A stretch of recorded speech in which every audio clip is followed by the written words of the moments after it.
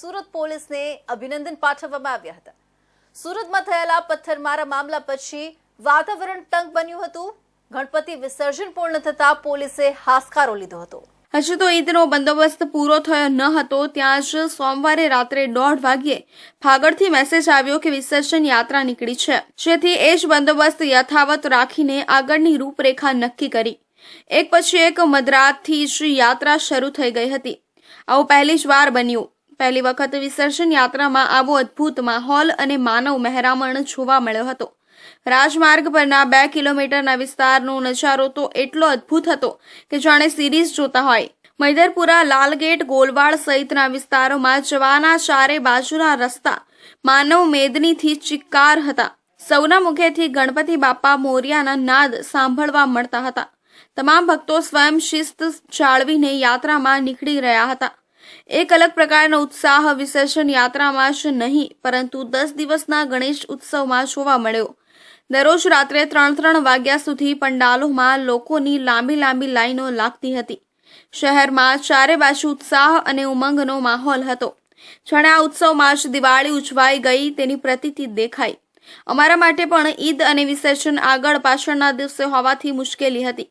સૈયદપુરાના તોફાનો પછી થોડી વધુ ચિંતા હતી, પરંતુ હિન્દુ મુસ્લિમ બંને કોમ્યુનિટીના લોકોની સમજદારી અને સ્વયં શિસ્તતાને પગલે આ બંને દિવસ શાંતિપૂર્વક અને હર્ષોલ્લાસ સાથે પૂરા થયા। મારી સુરત પોલીસને બી આજે અભિનંદન આપવા માંગુ છું।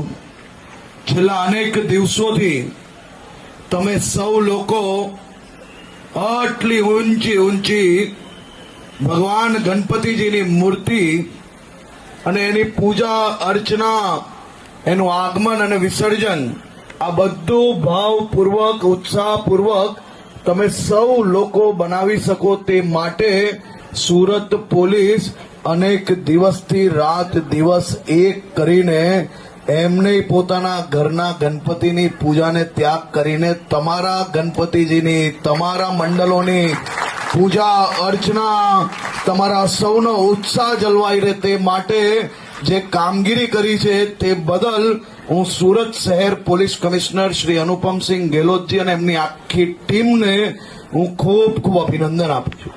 ગુજરાત ગૃહમંત્રી હર્ષ સંઘવીએ જણાવ્યું હતું કે સુરત પોલીસ સતત 72 કલાકથી ખડે પગે લોકોની સેવામાં ઊભી રહી છે। સુરત પોલીસે 72 કલાકમાં તેમનો ઘરનો દરવાજો પણ જોયો ન હતો। સુરત પોલીસે ભર ગરમીમાં માનસિક સંતુલન ગુમાવ્યા વગર સતત 50 કલાકથી વધુ સમય સુધી બંદોબસ્ત કર્યો, જેથી શાંતિ જળવાઈ રહી અને આગામી દિવસોમાં શાંતિના શ્રી ગણેશ રહેવાની આશાએ પોલીસમાં પણ ખુશી જોવા મળી હતી। મહાત્મા ગાંધીને શ્રદ્ધાંજલિ અર્પિત કરવા સ્વચ્છતા હી સેવા અભિયાન અંતર્ગત સ્વચ્છતા અભિયાનનું આયોજન કરવામાં આવ્યું હતું। સ્વચ્છતા હી સેવા અભિયાન 2024નો આજથી દેશભરમાં પ્રારંભ થઈ રહ્યું છે। આ અભિયાન 2 ઓક્ટોબર સુધી ચાલશે। આ વર્ષની થીમ સ્વભાવ સ્વચ્છતા, સંસ્કાર સ્વચ્છતા છે। સેલવાસ કલા કેન્દ્ર ખાતે સ્વચ્છતા હી સેવા અભિયાનનો આરંભ કરવામાં આવ્યો હતો। સેલવાસ કલા કેન્દ્ર ખાતે સ્વચ્છતા હી સેવા અભિયાનનો આરંભ કરવામાં આવ્યો હતો। સ્વચ્છતા હી સેવા અભિયાનની શરૂઆત 17 સપ્ટેમ્બરના રોજથી કરવામાં આવી હતી, જે આવનાર 2 ઓક્ટોબર સુધી ચાલશે। સ્વચ્છતા હી સેવા અભિયાન અંતર્ગત પ્રદેશમાં વિવિધ કાર્યક્રમો હાથ ધરવામાં આવશે, જેમાં સ્વચ્છતાની ભાગીદારી, સંપૂર્ણ સ્વચ્છતા અને સ્વચ્છતા મિત્રોને વિવિધ યોજનાનો લાભ આપવામાં આવશે। સ્વચ્છ ભારત મિશનના 10 વર્ષ પૂર્ણ થયા એની ઉજવણીના ભાગરૂપે प्रशासन द्वारा प्रदेशना विविध विस्तार में व्यापक स्वच्छता अभियान चलावવામાં આવશે। आज कला केंद्र सिलवासा में जो स्वच्छता ही सेवा अभियान है भारत सरकार का, उसका शुभारंभ किया गया है। जिला प्रशासन दादरा नगर हवेली और जो विभिन्न विभाग हैं उनके द्वारा, और आज इस मौके पर जिला समाहर्ता दादरा नगर हवेली मुख्य अतिथि के रूप में उपस्थित रहे, और उसके अलावा जो जिला पंचायत है, सिलवासा म्यूनिसिपल काउंसिल है और जो अन्य विभाग हैं उनके अधिकारियों और कर्मचारियों की भी सहभागिता रही।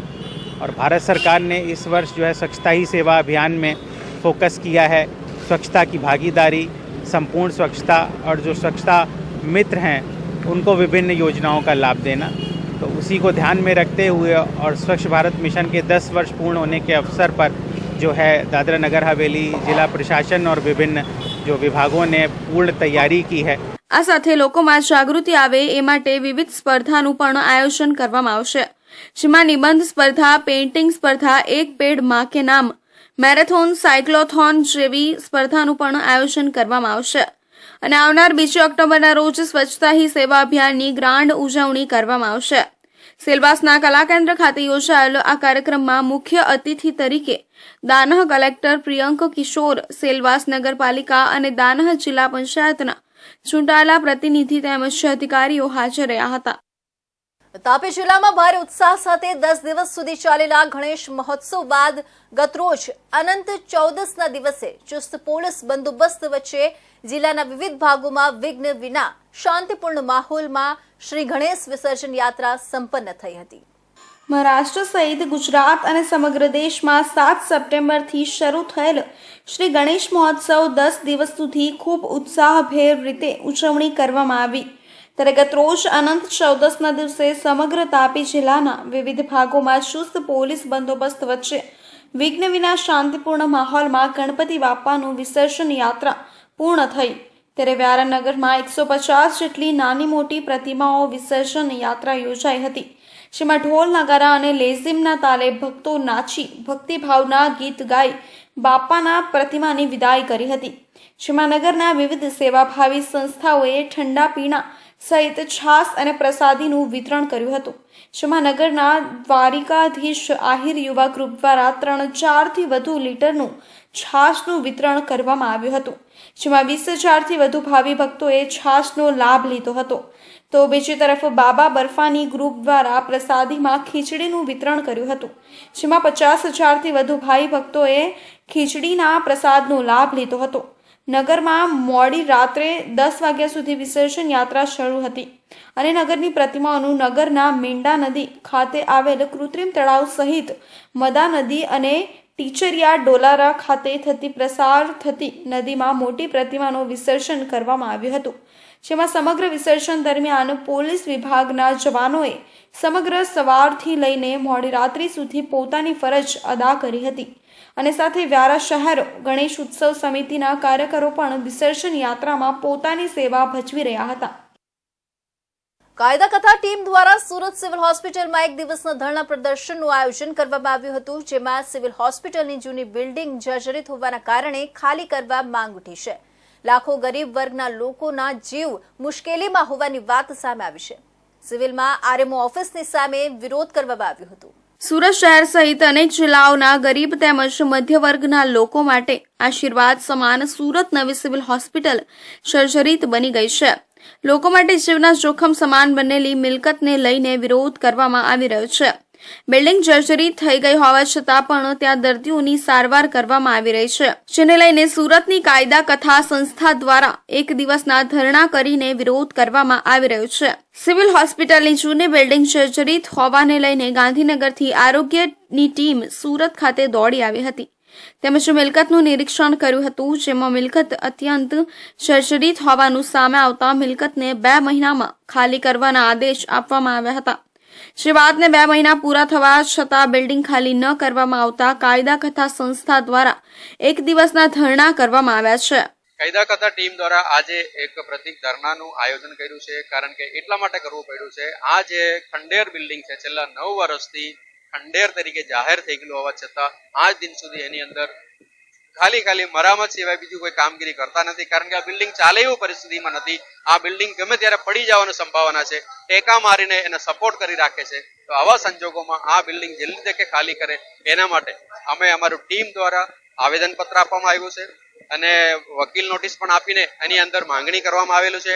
વારંવાર આરટીઆઈ કરીને માહિતી માંગીએ છીએ, છતાં આ તંત્રનું પેટનું પાણી નથી હલતું. એટલા માટે આજે આ ધરણા પર બેસવામાં આવેલું છે. 1 દિવસીય ધરણા છે. જો આનાથી કામ ના ચાલે તો ઉગ્ર આંદોલન કરવાનું પણ અમારી ચીમકી છે.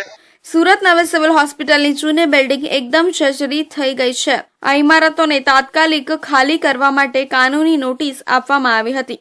ત્યારબાદ 15 જુલાઈના રોજ યોજાયેલી બેઠકમાં અધિકારીઓએ આ ઇમારતોને 60 દિવસમાં ખાલી કરવાનો નિર્ણય લીધો હતો, જેની સમયમર્યાદા સપ્ટેમ્બર 17ના રોજ સમાપ્ત થઈ ગઈ છે. સુરત શહેરની કાયદા કથા સંસ્થા ઇમારતો ખાલી નહીં થતા આજે એક દિવસ ધરણા પર ઉતરી ગઈ છે અને આ માટે પોલીસ પાસેથી પરવાનગી પણ લેવામાં આવી છે. જો તેમ છતાં વહીવટીતંત્ર કાર્યવાહી નહીં કરે તો મામલો હાઈકોર્ટમાં લઈ જવાની ચીમકી આપવામાં આવી છે. સુરતનો ટેક્સટાઇલ ઉદ્યોગ વેગ પકડી રહ્યો છે, ત્યારે પાવર લૂમ્સમાં ફરી એક વખત ગ્રહણ લાગવાની શક્યતા દેખાઈ રહી છે. અંજની ઇન્ડસ્ટ્રીમાં હજારોની સંખ્યામાં પાવર લૂમ્સના ખાતા ધમધમી રહ્યા છે. ટેક્સટાઇલ ઉદ્યોગની આ ખૂબ જ મહત્વની કડી છે. દર વર્ષની માફક આ વર્ષે પણ ઉડિયા ભાષામાં પોસ્ટર લાગવાના શરૂ થઈ જતા ભયનું વાતાવરણ છે અને આખી ઇન્ડસ્ટ્રી બંધ છે. સુરતના ટેક્સટાઇલ ઉદ્યોગમાં પાવર લૂમ્સમાં ખૂબ મોટી સંખ્યામાં ઓડિશાના કામદારો કામ કરે છે. હજારોની સંખ્યામાં કામ કરતા ઓડિશાના કામદારો વચ્ચે કેટલાક અસામાજિક તત્વો પણ સમયાંતરે વાતાવરણ તંગ કરવા માટે પ્રયાસ કરતા હોય છે.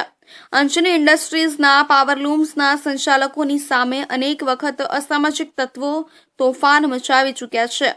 ગઈકાલે ઇન્ડસ્ટ્રીના ગેટ ઉપર પોસ્ટર લગાવવામાં આવ્યા હતા, જેમાં પગારમાં 8 થી 10% વધારો માંગવામાં આવ્યો છે. 1 મીટર દીઠ 20 થી 25 પૈસાનો વધારો માંગવામાં આવ્યો છે. ઇન્ડસ્ટ્રીના સંચાલકો દ્વારા સમયાંતરે ભાવ વધારો કરી દેવામાં આવતો હોય છે અને કામદારો તેમજ અસામાજિક તત્વો દ્વારા દિવાળી બાદ આ પ્રકારના પોસ્ટરો લગાડવાનું છેલ્લા 5-7 વર્ષથી શરૂ થયું છે. પરંતુ આ વખતે દિવાળી પહેલા જ પોસ્ટરો લગાવવાના શરૂ થતા અસામાજિક તત્વો દ્વારા મુશ્કેલી ઊભી કરવાના સંકેત દેખાઈ રહ્યા છે. અંજની ઇન્ડસ્ટ્રીમાં કામ કરતા ઉડિયા કામદારોને આજે ગેટ પરથી જ પરત મોકલી આપવામાં આવ્યા હતા. કેટલાક અસામાજિક તત્વો દ્વારા આ સમગ્ર વિસ્તારની અંદર પોતાનો દબદબો વધારવા માટે આ પ્રકારનું કૃત્ય કરવામાં આવતું હોવાનું ભૂતકાળમાં પણ સામે આવ્યું છે. ઉડિયા ભાષાની અંદર જ લખાણો લખવામાં આવે છે, જેથી કરીને અન્ય લોકોને તે અંગે વધુ ખ્યાલ આવતો નથી. આજે ઇન્ડસ્ટ્રીના ગેટ ઉપર તેમજ કેટલાક કારખાનાની બહાર આ રીતે પોસ્ટર લગાડવામાં આવ્યા હતા અને ગેટની અંદર કામદારો ન જાય તેના માટે મોટરસાયકલ લઈને ગેટ પાસે જ કેટલાક આ અસામાજિક તત્વો ઊભા રહી ગયા હતા. કામદારો ઇન્ડસ્ટ્રીમાં પ્રવેશ ન કરતા આખરે આખી ઇન્ડસ્ટ્રી બંધ રહી હતી. સુરત અભિવર્ષ એસોસિએશનના પ્રમુખ વિજય માંગુકિયાએ જણાવ્યું કે અંજની ઇન્ડસ્ટ્રીમાં છેલ્લા 5 વર્ષથી કેટલાક અસામાજિક તત્વો પોતાનો પગ પેસારો કરી રહ્યા છે. કામદારો પણ પરેશાન કરે છે અને કારખાનેદારોને પણ ધમકી આપવામાં આવે છે. ભાવ વધારાની માંગણી સાથે દિવાળી બાદ તોફાન મચાવવામાં આવ્યું હતું. ઇન્ડસ્ટ્રીના ગેટ ઉપર કારખાનાના ગેટ ઉપર લખવામાં આવ્યું હતું કે જે પણ કામે જશે તે કામદારના હાથ પગ અને ગુપ્તાંગ કાપી લેવામાં આવશે. આ પ્રકારની ધમકી આપતા પોસ્ટરો લગાડવામાં આવ્યા હતા. ઇન્ડસ્ટ્રીના સંચાલકો દ્વારા સીસીટીવી કેમેરા લગાડવામાં આવ્યા હતા. ત્યારે હવે આ લોકો જ્યાં કેમેરા નથી લાગ્યા ત્યાં એકત્રિત થઈને કામદારોને ધમકાવી રહ્યા છે. સુરત રૂરલ એસપીને આ બાબતે જાણ કરી છે. ઉદ્યોગની અંદર આ પ્રકારના ડરનો માહોલ એ યોગ્ય અને વ્યાજબી નથી. અંજની ઇન્ડસ્ટ્રીઝના સંચાલકો દ્વારા અને હોદ્દેદારો દ્વારા અસામાજિક તત્વો સામે કડક પગલાં ભરવા માટે રજૂઆત કરવામાં આવનાર છે. ડિંડોલી પોલીસ સ્ટેશનના પીઆઈ H.J. સોલંકીને પૂછવું પડે. થોડા દિવસો પહેલા રાત્રિના સમયે પેટ્રોલિંગ વેળાએ કોઈ પણ કારણ વિના નિર્દોષ વ્યક્તિને લાત મારવું પીઆઈ સોલંકીને ખૂબ જ મોંઘું પડ્યું છે. હાઈકોર્ટે હિરેન નાઈને ₹3 લાખની માતબર રકમનો દંડ ફટકાર્યો છે. આ સાથે જ હાઈકોર્ટના જજે એવી ટિપ્પણી કરી કે 1 લાત કેટલી મોંઘી છે તે પીઆઈને યાદ રહેવું જોઈએ. પોલીસ કાલે મને પણ કારણ વિના લાત મારી શકે છે.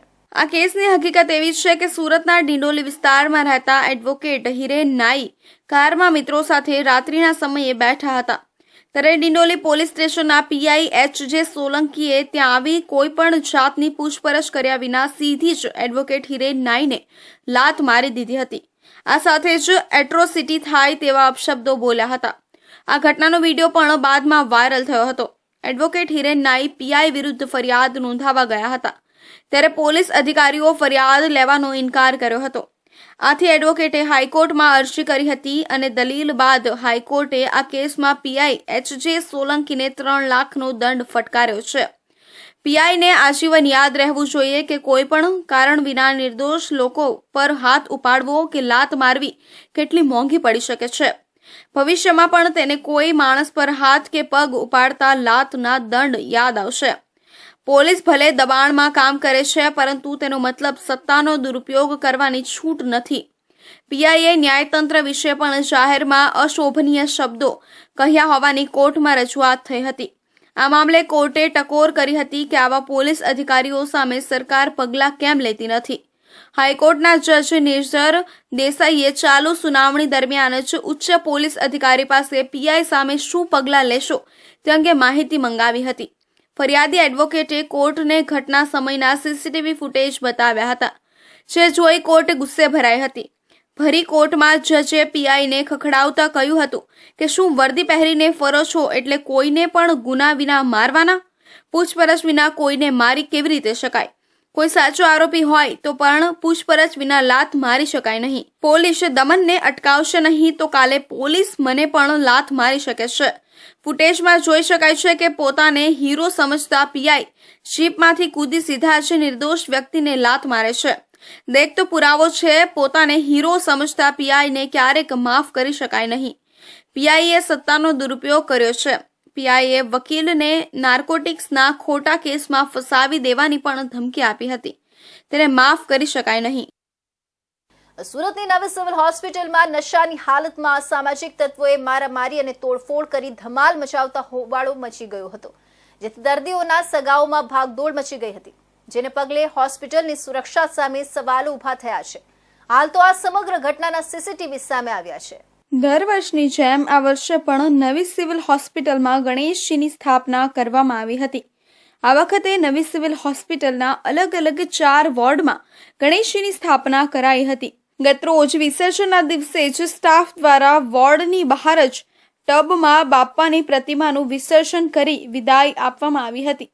ત્યારબાદ સાંજે કેટલાક છોકરાઓ જે નવી સિવિલ હોસ્પિટલના કેમ્પસમાં પડ્યા પાથરિયા રહેતા હોય છે, તેઓ ધમાલ પર ઉતર્યા હતા.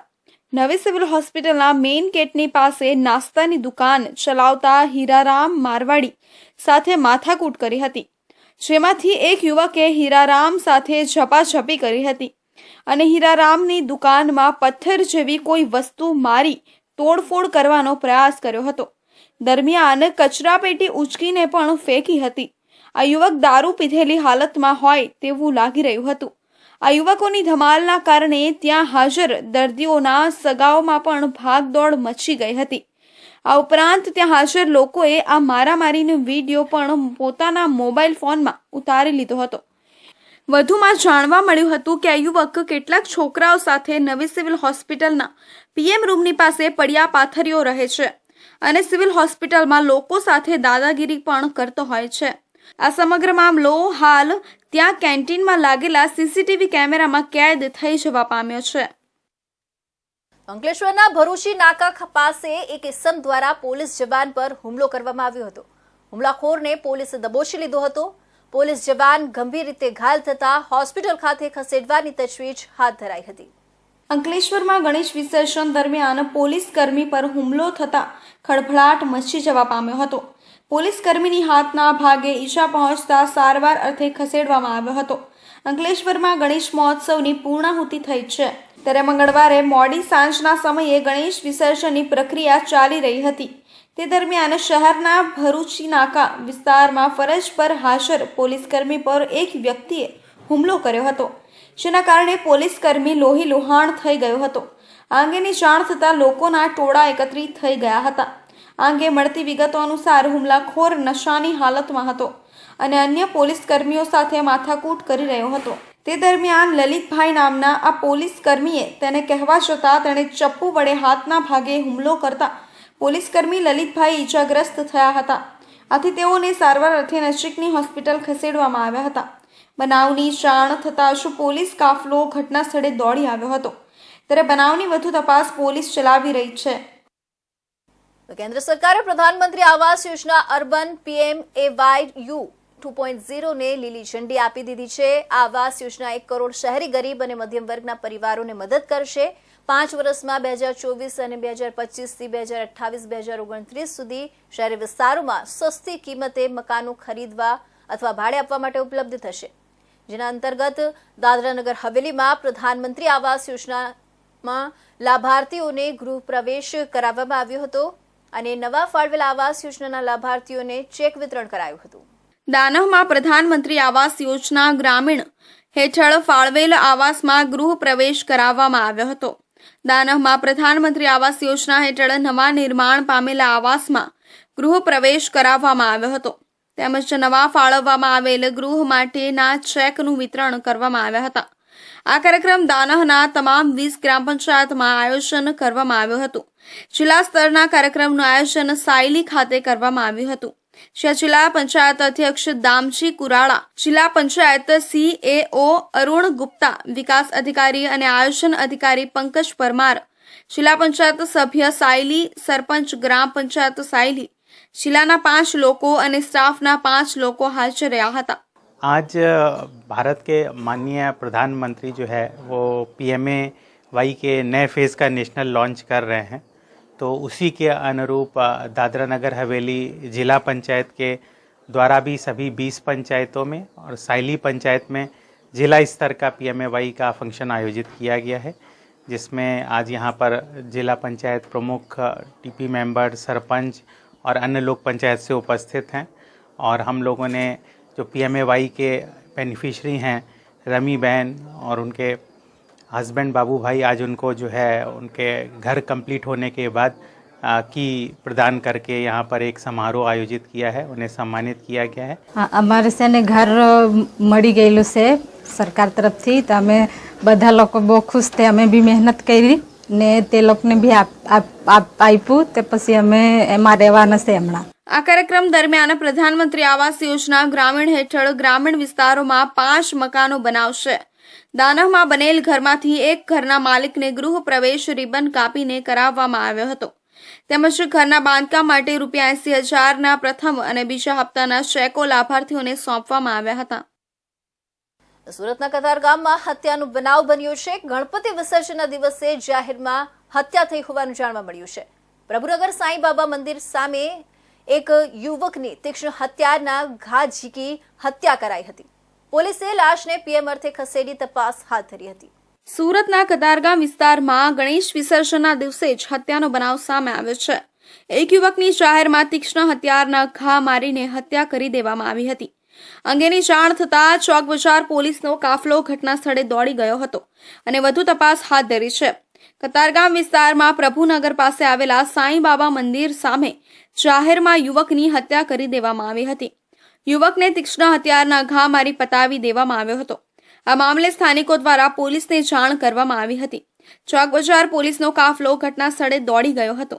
ગણેશ વિસર્જનના દિવસે હત્યાના કારણે પોલીસ દોડતી થઈ ગઈ હતી. સૂત્રો પાસેથી મળતી માહિતી પ્રમાણે જે યુવકની હત્યા થઈ છે તેની હાલ ઓળખ થઈ નથી. જ્યારે ચોક બજાર પોલીસ દ્વારા યુવકની લાશને પોસ્ટમોર્ટમ અર્થે સ્મીમેર હોસ્પિટલ ખસેડવામાં આવી છે. આ સાથે ચોક બજાર પોલીસ દ્વારા યુવકની ઓળખની દિશામાં અને તેની હત્યા કરનારને પકડી પાડવાની દિશામાં ચક્રો ગતિમાન કર્યા છે. સાંસ્કૃતિક રક્ષણ સમિતિ સંચાલિત શ્રી માધવ ગૌશાળા એન્ડ એનિમલ હોસ્ટેલના 200 થી વધુ ગૌસેવકો દ્વારા સુરતની ડિંડોલી, ખરવાસા, ચલથાણ, પર્વત પાટિયા જેવા અલગ અલગ વિસ્તારોમાં આવેલા નહેરમાંથી અર્ધ વિસર્જિત રજડતી POPની બનેલી ગણેશજીની 2500 થી વધુ ગણેશજીની પ્રતિમાઓને બહાર કાઢી હજીરા ખાતે દરિયામાં પુનઃ વિસર્જન કરવામાં આવ્યું હતું. સુરતમાં મંગળવારે ગણેશ વિસર્જન દરમિયાન 60 થી વધુ મૂર્તિઓનું વિસર્જન કરવામાં આવ્યું હતું. વિસર્જનની કામગીરી 21 કૃત્રિમ તળાવ અને 3 કુદરતી ઓવારા ખાતે કરવામાં આવી હતી. જોકે મોટી મૂર્તિઓનું વિસર્જન હજીરા ખાતે મોટી સંખ્યામાં કરાયું હતું, જેને કારણે સવારે 6 વાગ્યા સુધી વિસર્જન પ્રક્રિયા ચાલી હતી. બુધવાર સવારે 6 વાગ્યા સુધીમાં સુરતમાં 63,622 મૂર્તિઓનું વિસર્જન કરવામાં આવ્યું હતું. બીજી તરફ વિસર્જન ન કરાઈ હોય તેવી તથા અર્ધ વિસર્જિત એવી 2500 થી વધુ મૂર્તિઓનું વિસર્જન સાંસ્કૃતિક રક્ષા સમિતિ દ્વારા કરવામાં આવ્યું હતું. પાછલા વર્ષની જેમ આ વર્ષે પણ સુરતમાં ગણેશ વિસર્જન પ્રક્રિયા બીજા દિવસ સુધી ચાલી હતી. બુધવારે 18 સપ્ટેમ્બર સવારે 6 વાગ્યે છેલ્લી પ્રતિમાનું વિસર્જન હજીરા ઓવારા ખાતે કરાયું હતું. સવારે 6 વાગ્યા સુધીમાં કુલ 63,622 પ્રતિમાઓનું વિસર્જન કરાયું હતું. ગૌરી ગણેશ વિસર્જન 21 કૃત્રિમ તળાવો, 3 કુદરતી ઓવારાઓ મળીને કુલ 72,256 મૂર્તિઓનું વિસર્જન કરાયું હતું. સૌથી લાંબી વિસર્જન પ્રક્રિયા હજીરા ઓવારા ખાતે ચાલી હતી. મગદલ્લા ઓવારા અને ડુમ્મસ નાવડી ઓવારા પર મંગળવારે રાત્રે 12 વાગ્યા સુધીમાં વિસર્જન પ્રક્રિયા પૂરી થઈ ગઈ હતી. હજીરા ઓવારા ખાતે સવારે 6 વાગ્યા સુધી વિસર્જન કરાયું હતું.